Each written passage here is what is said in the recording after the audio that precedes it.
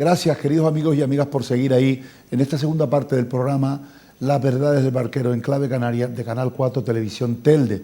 Estamos en directo entrevistando al director provincial de la Tesorería General de la Seguridad Social de Las Palmas de Gran Canaria, el señor don Francisco Capellán Sanz, que nos está haciendo un recorrido muy didáctico y muy clarito sobre las importantísimas novedades que nuestra legislación laboral y de seguridad social ha puesto en el Boletín Oficial del Estado a partir de este año, como puede ser el tema de los cuidadores no profesionales para las personas con dependencia, en el que la cotización la va a pagar el Inserso, el Estado, que deben de inscribirse, como dijo él al principio, antes del 30 de junio para que puedan tener derecho a hacer este tipo de actividad. Y el tema de los convenios especiales, en fin, el tema de todas las modificaciones de autónomos, y ahora vamos a entrar también en otra serie de cuestiones también interesantes. Pero, como les prometí al principio del programa, vamos a abrir los micrófonos para cualquiera de las personas que nos escuchan y nos ven. Ahí tienen el teléfono en nuestra pantalla, 928 68 23 42. Lo único que pedimos siempre es máxima brevedad en las preguntas y concisión en ellas, ¿vale? Por lo tanto, pueden hacer uso a partir de ahora de cualquier tipo de pregunta en materia de seguridad social. ¿Los trabajadores autónomos tienen que tener una mutua obligatoriamente, señor Sanz? Sí, ya con esta modificación que hubo, por la cual los trabajadores tenían las condiciones profesionales garantizadas, el legislador también tomó la decisión de que ya los trabajadores no tuviesen, como antiguamente podían estar dados de alta, el Instituto Nacional de Seguridad Social, que le cubría las prestaciones, sino que la cobertura de esta situación de incapacidad temporal sea a través de las mutuas de accidente de trabajo y enfermedad profesional. De tal manera que los trabajadores que no estén oyendo, trabajadores autónomos que tengan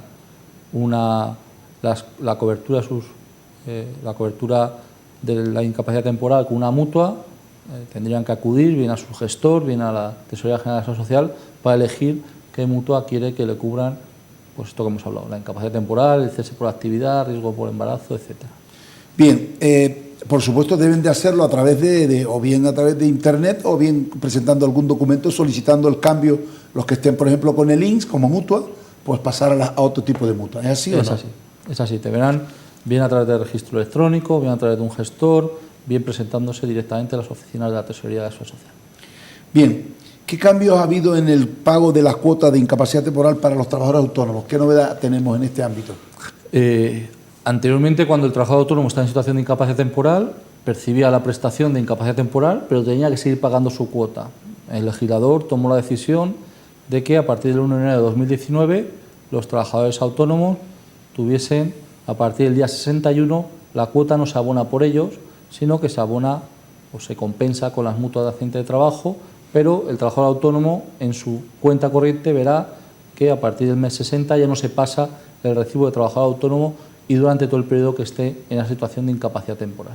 Otra novedad importantísima, escuchen, trabajadores autónomos, si se encuentran en cualquier situación de incapacidad temporal derivada de enfermedad común o de accidente de trabajo, a partir de los 61 días ya no van a pagar, si siguen enfermos, claro está, y hasta el momento en que le den de alta, que como saben ustedes el periodo máximo es de 12 meses, prorrogables por otros 6 y con carácter excepcional por otros 6 más, total 2 años, no van a pagar cuota de autónomo, la pagará en este caso la mutua del Estado, ¿de acuerdo? A partir de los 2 meses. Si siguen dados de baja, vuelvo a repetir, ya no van a pagar cuota de autónomo, seguirán cobrando la IT, pero no van a pagar cuota de autónomo. ¿Qué ocurre con los trabajadores que estuvieran de baja antes del 1 de enero? En el Real Decreto Legislativo, en el Real Decreto Ley 8/2019, se fijó una norma para estos trabajadores. Si el trabajador ya estaba cotizando por incapacidad temporal con anterioridad al 31 de diciembre, por cese de actividad antes del 31 de diciembre, desde que alcanzase los 2 meses, los 61 días, la cuota era a cargo de la mutua. Es decir, si inició la IT el 1 de noviembre, pues desde el 1 de enero ese trabajador no ha tenido que pagar la cuota. Si la ha pagado, se le compensará.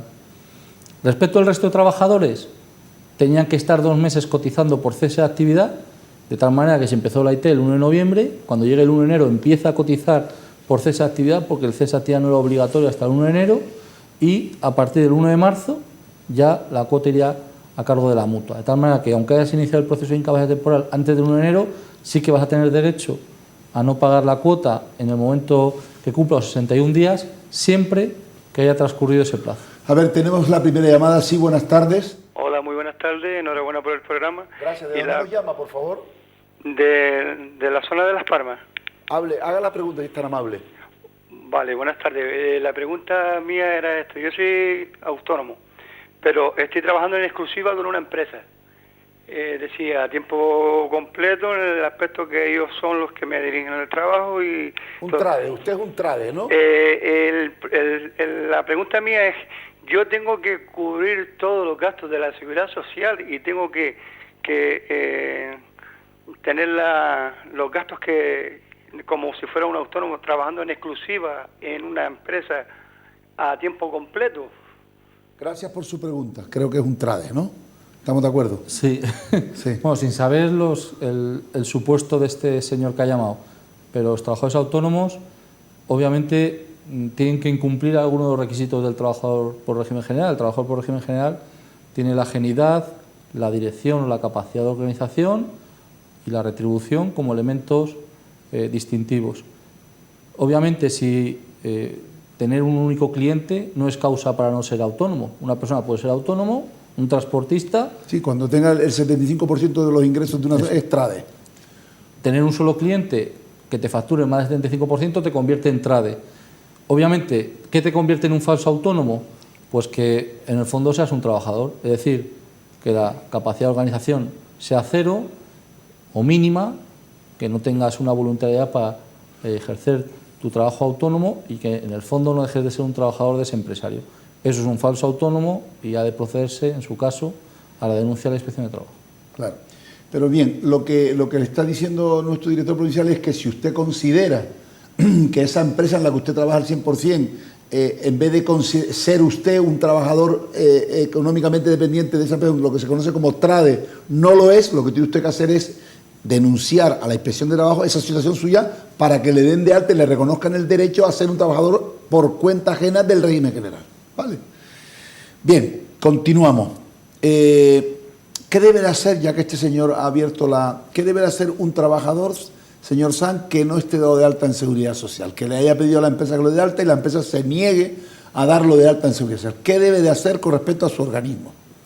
A la tesorería. Presentar una denuncia a la Inspección de Trabajo, a la Seguridad Social, y procederán a inspeccionar ese supuesto. Si efectivamente existe el trabajo, le darán de alta de oficio desde la fecha en que se considera acreditado que empezó a prestar esos servicios laborales y tendrá desde esa fecha la protección del sistema de seguridad social. Y si el trabajador tiene miedo a denunciar porque si no la empresa puede tomar represalia, aunque en fin, eso ya entraríamos en la vulneración de la garantía de indemnidad, ¿qué puede hacer? La denuncia, parece ser que se pueden hacer denuncias anónimas. Se puede hacer, hay un buzón en la página web del Ministerio de Trabajo, Migración y Seguridad Social, hay un buzón y ahí se puede hacer una denuncia por internet anónima, es decir, que no se rastrea el IP ni se solicita la identificación de la persona que la presenta. ¿No tiene que poner nombre y apellido? No.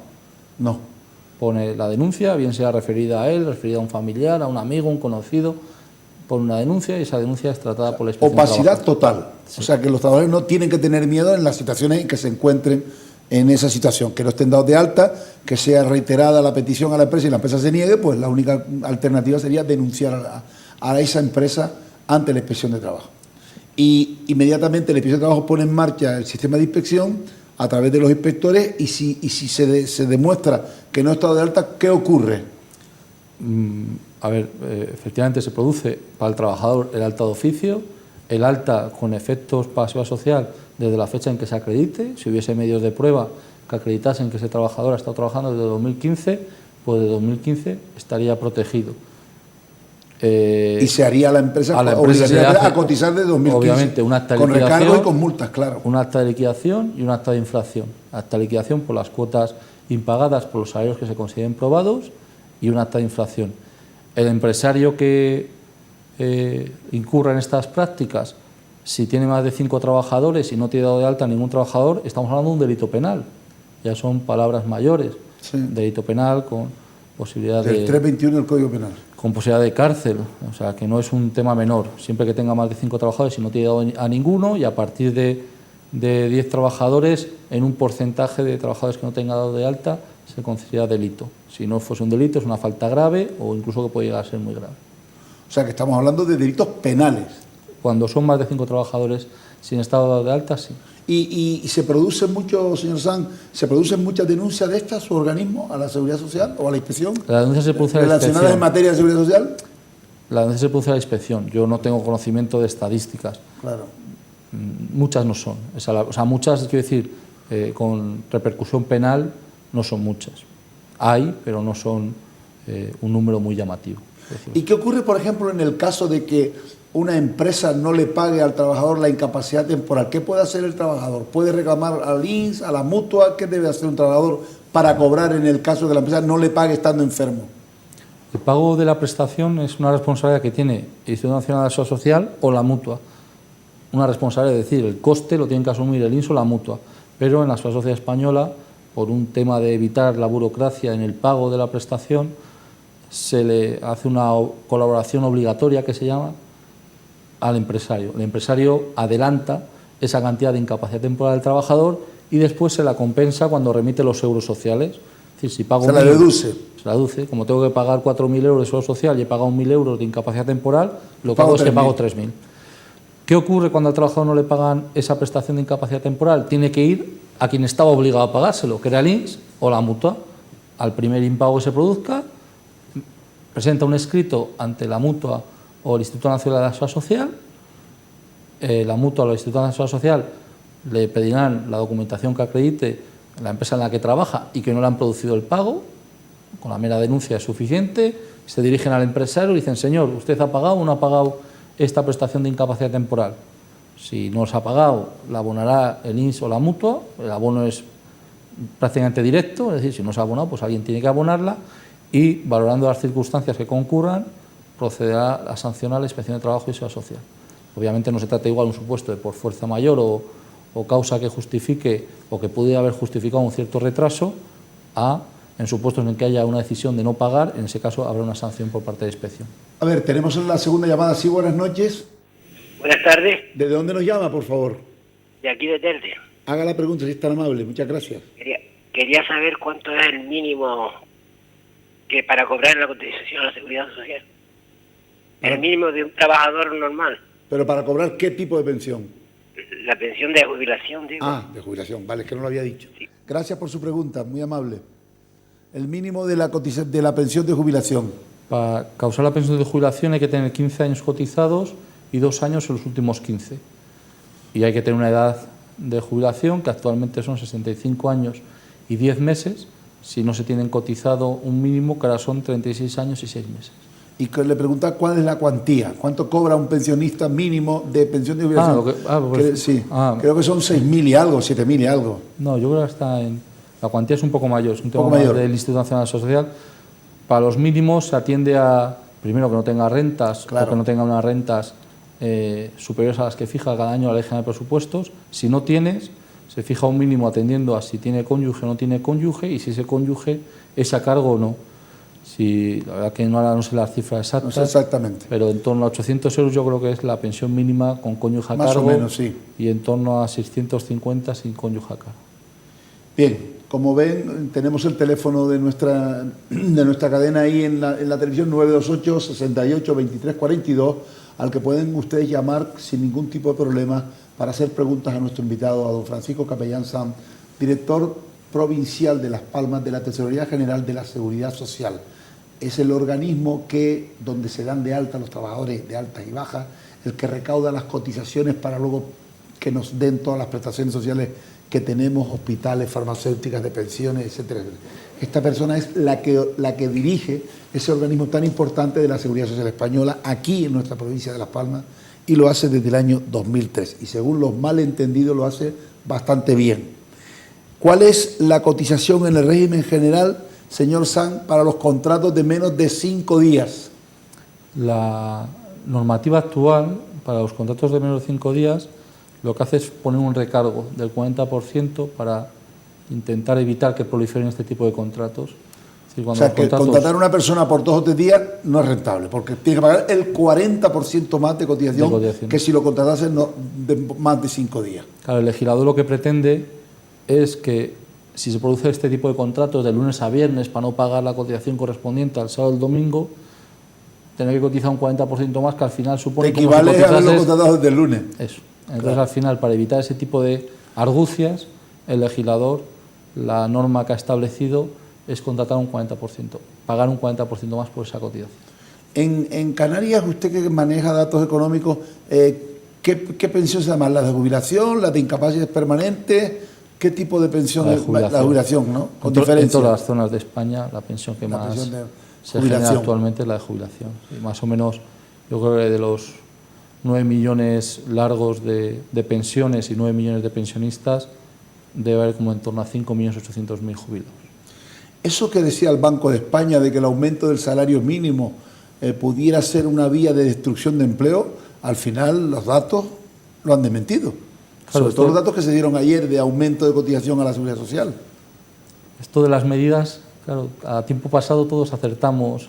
Claro, el Banco de España, me imagino, tiene sus estudiosos e interpretaron que ese incremento iba a suponer una merma en la afiliación. Lógicamente, pudiésemos pensar que si en un mercado, porque el mercado de trabajo al final no deja de ser un mercado, si el costo mínimo de un producto sube un 22%, la teoría dice que subiendo el costo de ese producto bajaría la demanda. Bueno, pues no, la afiliación más o menos se ha quedado establecida en torno al mismo porcentaje.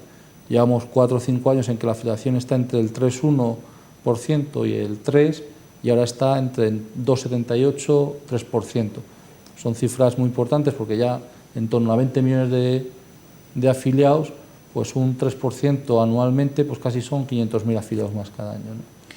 ¿Qué opina usted sobre la queja hoy de los sindicatos en todos los medios de comunicación, en el sentido de que Canarias, por ejemplo, es una de las comunidades autónomas donde más reticencia está existiendo sobre la aplicación del salario mínimo?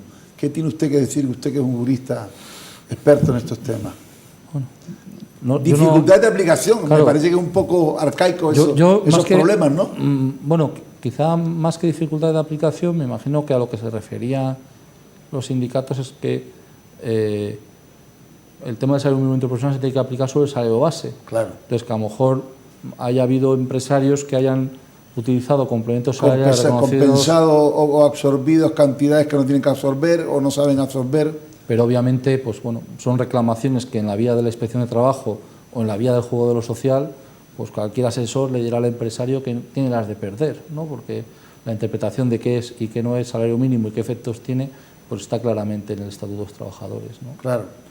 Es que me llamó la atención porque ponían a Canarias como una de las regiones donde más reticencia y más problemas estaba existiendo sobre la aplicación del salario mínimo. ¿Cuál es el problema?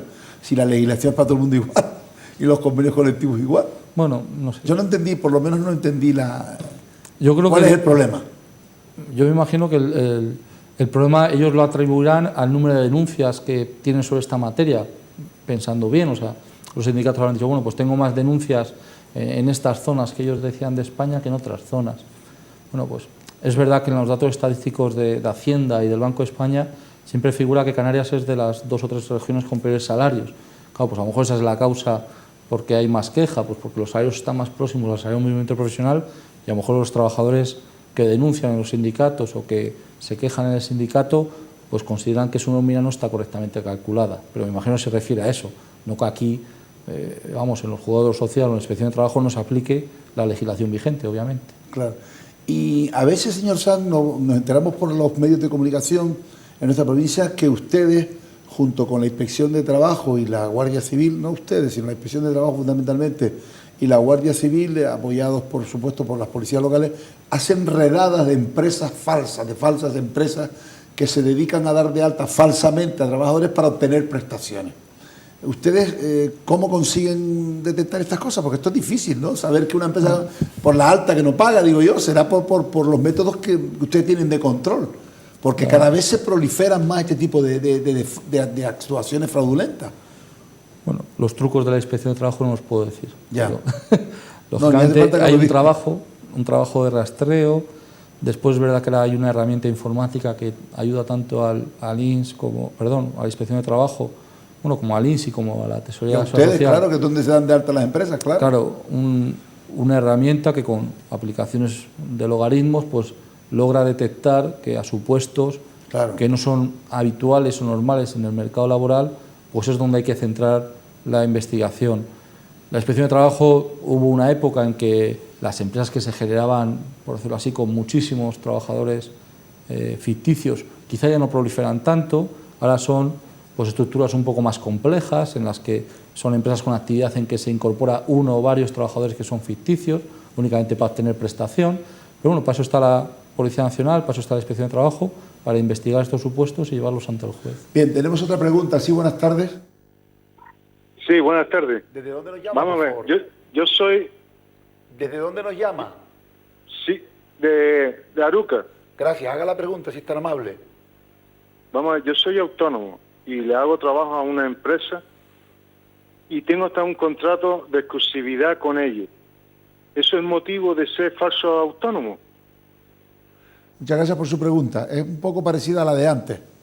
La exclusividad en sí no significa que sea un falso autónomo, claro.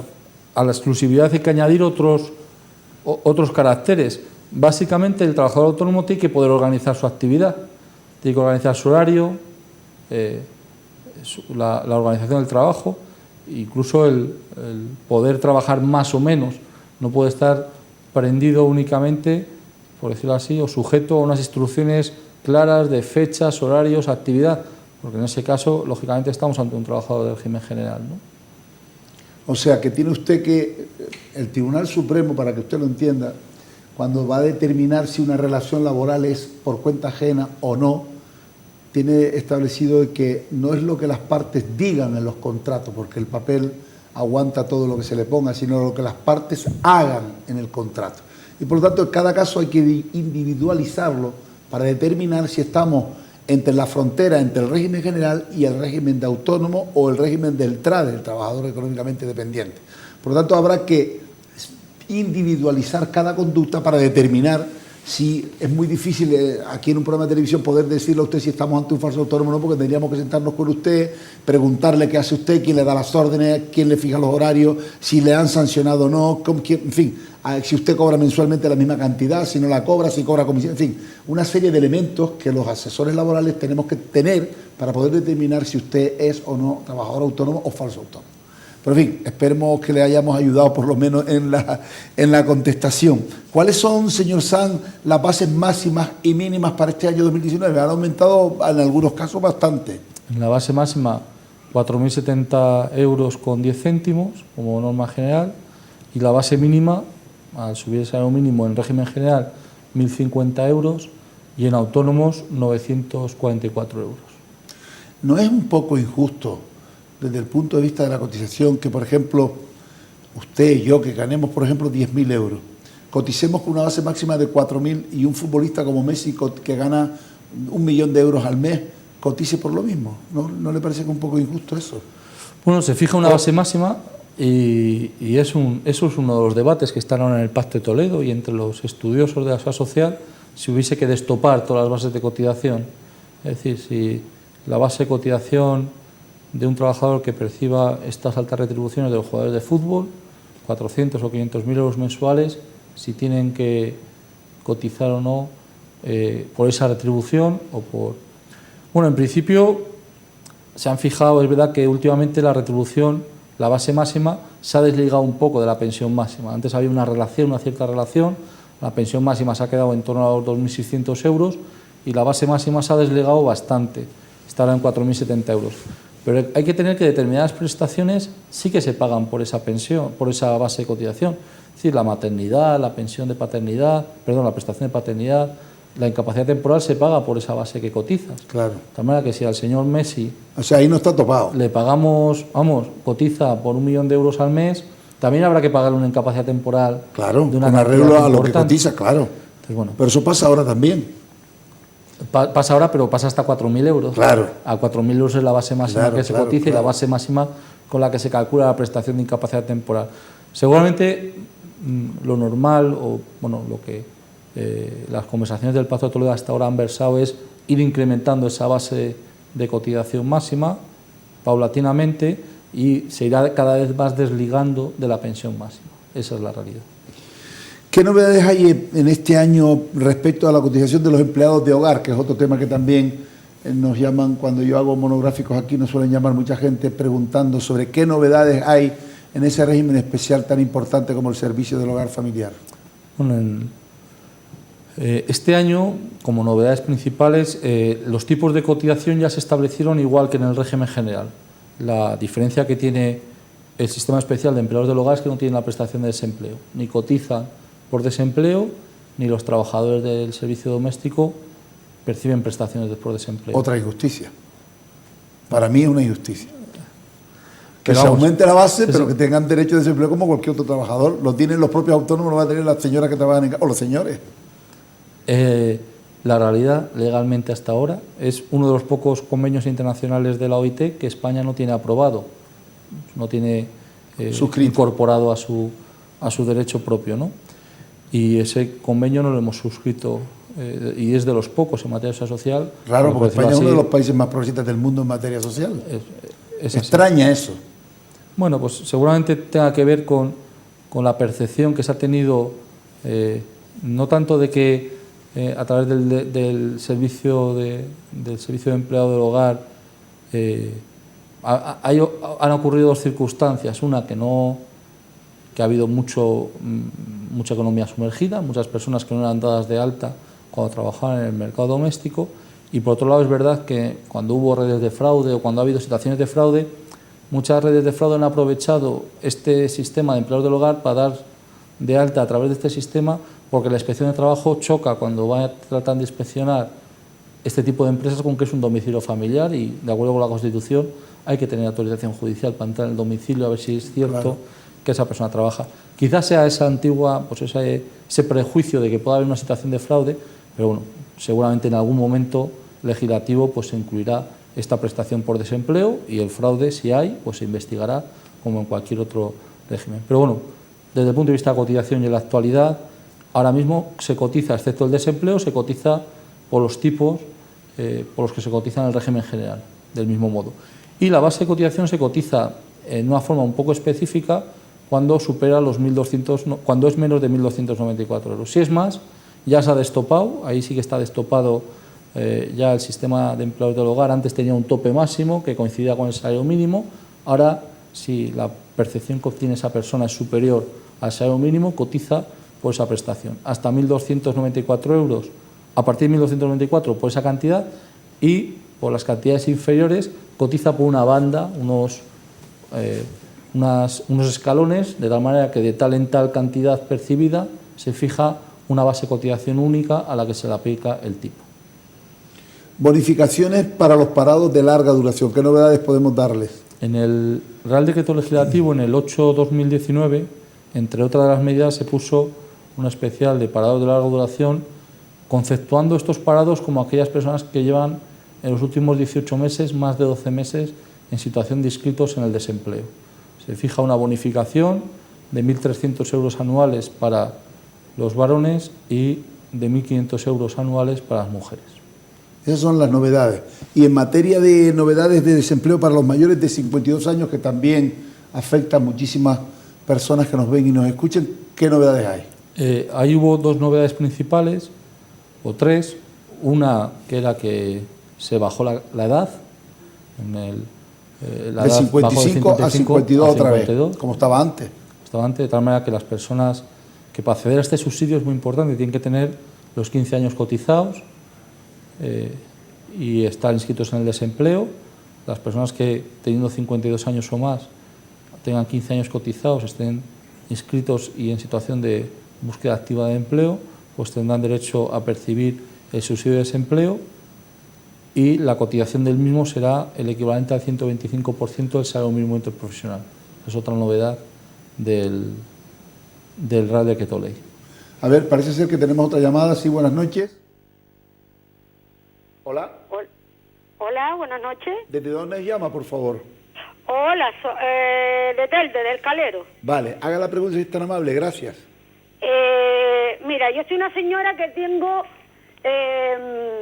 voy a cumplir 60 años en diciembre. Y soy divorciada. Mi esposo abandonó la familia y yo he trabajado siempre en el sector de la limpieza, solamente media jornada, durante 19 años, mientras he criado a mis hijos. Vale. Ahora resulta que como tengo cotizado nada más esos 19 años, solamente media jornada, no tengo derecho a nada. Hoy me encuentro en una situación con un 38% de discapacidad por artritis y artrosis. Y entonces quería saber si yo tengo derechos a algo o no, porque todo el mundo dice que no. Y tiene usted 60 años, dijo. Sí, los hago en diciembre. Vale, pues corte que nuestro invitado le va a contestar. Gracias, muy amable por su pregunta. Bueno, habría que distinguir entre si está en situación de alta o no está en situación de alta. Si está en situación de alta, para acceder a la incapacidad permanente tendrá que cumplir el requisito de carencia, tener un cuarto cotizado entre la edad de los 20 y los 60, pues en este caso 40 años, tener 10 años cotizados. Creo que ha dicho que tenía 19. Sí, al estar pero a media jornada, a tiempo parcial. Sería 9,5, pero como se aplica el coeficiente de parcialidad, esa carencia de 9 años y medio se multiplica por 1,5.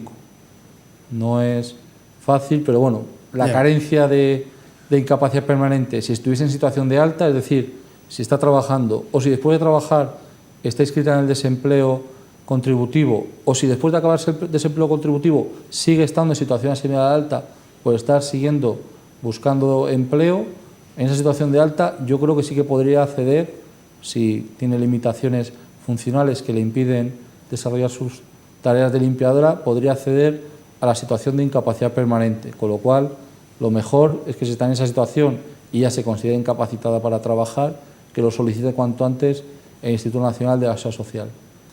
Si está en una situación de no alta, solo podría acceder a la incapacidad permanente absoluta. Para acceder a la incapacidad permanente absoluta hay que tener 15 años cotizados. Lo mismo hay que calcular si con esos 19 años a mitad de jornada multiplicado por 1,5 si tiene la carencia suficiente.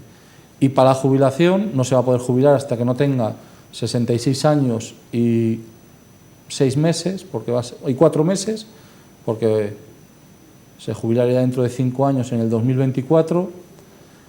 Lo que tiene que hacer es 1 o 2 años antes solicitar un informativo de jubilación para que le digan si alcanza o no alcanza la carencia. Claro, y poderse jubilar en ese momento. Poderse jubilar. Bien, pues muchas gracias por su llamada. Estamos terminando el programa, nos quedan ya pues prácticamente 7 minutos de programa y como verán ustedes el tema es tan interesante que nos están llamando bastantes personas para hacer preguntas en directo a nuestro invitado, el señor don Francisco Capellán Sanz, y estamos terminando y queremos, vuelvo a repetir, hablar por último del convenio de inactividad para los artistas, las personas que se dedican a esta noble actividad. ¿Qué novedades hay, don Francisco? En el sector del espectáculo, los artistas, hasta ahora había un sistema especial de cotización y había artistas que cotizaban en el régimen general, había artistas que estaban como trabajadores autónomos, pero el legislador ha establecido un sistema parecido a la inactividad de los trabajadores agrícolas, que con posterioridad a aquellos supuestos en que no son llamados a trabajar, para poder lucrar las prestaciones que requieren periodos largos de cotización, tener esos periodos intermedios cotizando, de tal manera que el trabajador que en el año anterior haya prestado servicio durante 20 jornadas de trabajo en el sector artístico podrá durante el año siguiente cotizar como si fuese una especie de convenio especial, aunque no es un convenio especial, una situación de inactividad, cotizar el 11% de la base de cotización, el 11% de la base mínima del grupo 7, pues algo parecido a 110 euros, podrá estar dado de alta durante ese año. Cotizando estos 115 o 120 euros mensuales, tendrá cubierto los 365 días de cotización y si ese trabajador después trabaja 60, 100 o 120 jornadas de trabajo, pues sea demandado por alguna empresa, por un hotel o por lo que sea, se le devuelve las cotizaciones correspondientes a esos días que ha cotizado. De tal manera que el trabajador tiene un periodo cotizado, una cotización para lucrar la carencia, tiene una base mínima que se podrá incrementar si efectivamente presta servicios para otra empresa y si posteriormente hay una duplicidad, una pluriactividad entre la situación de actividad y la actividad en un régimen general, se le procederá a devolver la prestación Estamos en los últimos minutos del programa y a mí me gustaría que nos comentases qué deben de hacer los empresarios cuando por dificultades de tipo económico no pueden pagar la seguridad social el último día del mes de que se... ¿Qué deben de hacer? En la seguridad social está la institución del aplazamiento. El aplazamiento para las empresas, lo que es importante es que lo soliciten en el periodo voluntario de pago para que no tengan un recargo. En España actualmente el recargo del primer mes es del 10%, el segundo es el del 20%. Si solicitan el aplazamiento dentro del periodo voluntario, pues no tendrán ese recargo, no tendrán ese 10% de recargo. Entonces, esa cuota, si la solicitan por primera vez y es una deuda inferior a 30.000 euros, no es necesario garantía, lo piden en la administración si es deuda que está en periodo voluntario, y si hay algún título de deuda que ya está en apremio, tendrán que solicitarlo en la unidad de recaudación ejecutiva. A partir de 30.000 euros sí que se tiene que aportar una garantía. ¿Garantía de qué tipo? Si puede ser un aval, mejor. Si no puede ser un aval porque es lo que requiere el Reglamento General de Recaudación. Si la entidad financiera no le suscribe un aval, pues una garantía hipotecaria. Puede ser válida también. Puede ser válida también.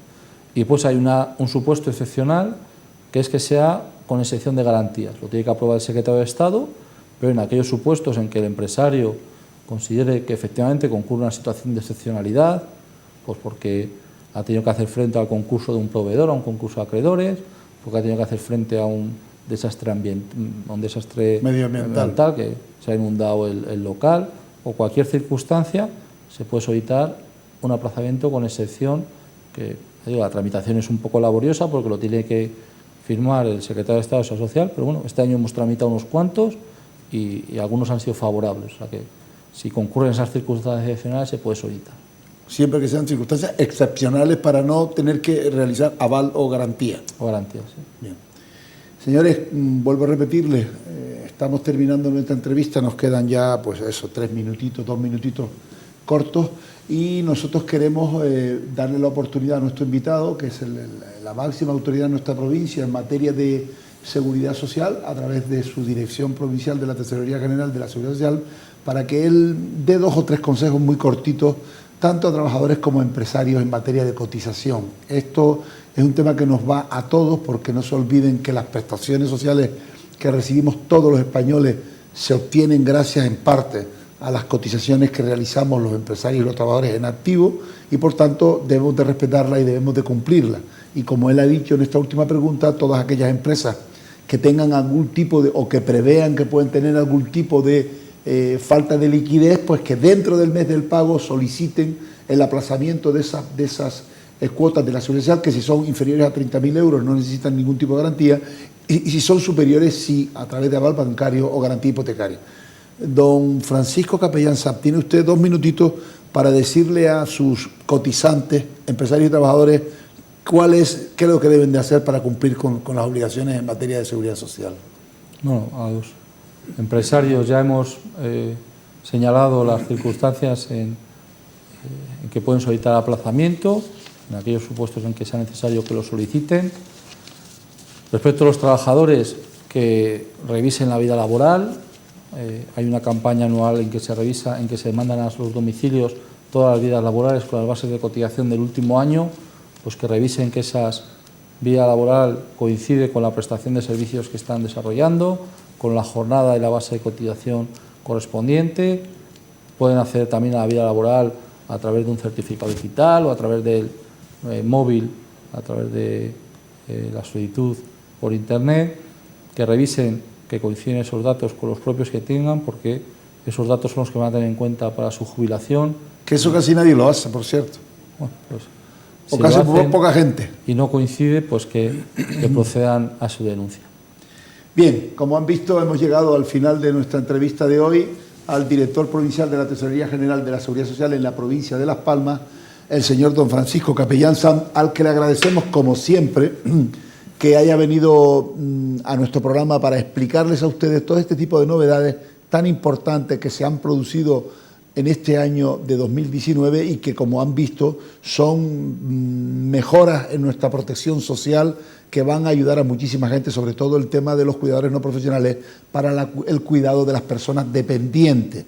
Esto es una grandísima novedad que deberíamos de aprovechar todos, porque el Estado, vuelvo a repetir, España, yo siempre lo digo, es uno de los países más progresistas del mundo en materia social, y todo este tipo de medidas novedosas que hemos estado aquí esta tarde explicando a través de nuestro director provincial de la tesorería coadyuvan a que seamos un poquito más felices desde el punto de vista social.